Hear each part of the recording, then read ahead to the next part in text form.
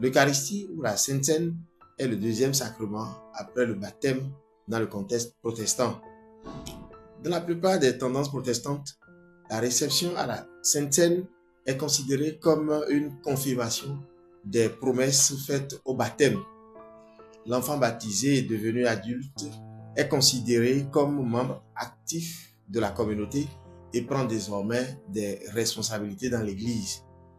Dans la pratique, la participation à la Sainte Seine est souvent considérée comme une expérience spirituelle dans laquelle le communiant vit une rencontre personnelle avec le Christ.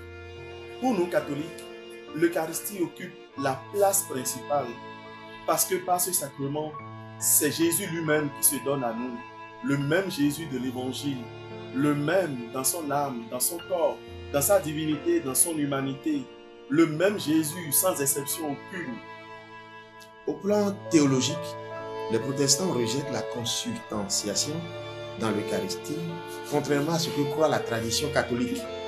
Pour eux, les éléments de la Sainte Seine transmettent et confirment la présence du Christ au sein de son peuple, comme le dit l'évangile de Matthieu au 18e chapitre, le 20e verset. Là où 2 ou 3 sont assemblés en mon nom, je suis au milieu d'eux.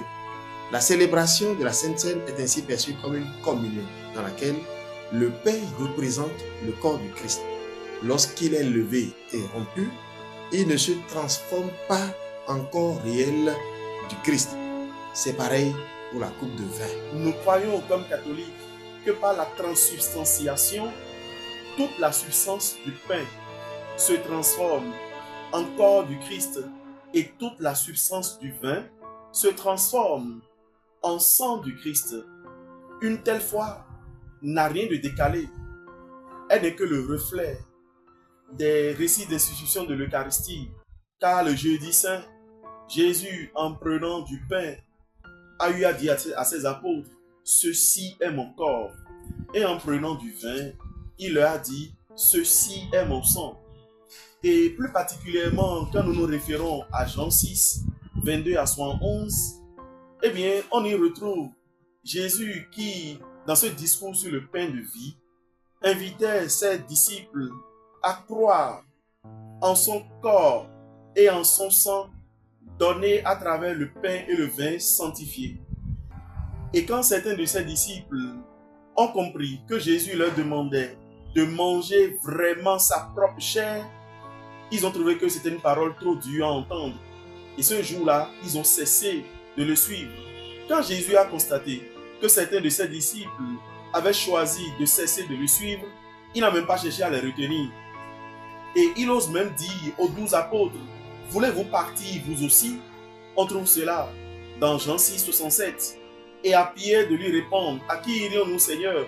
Tu as les paroles de la vie éternelle. » C'est donc dire que pour suivre Jésus, ne pas croire que le pain et le vin consacrés sont son corps et son sang, que cela même est le don de sa présence réelle, ne pas y croire, signifie pour le Christ qu'il vaut mieux cesser de le suivre.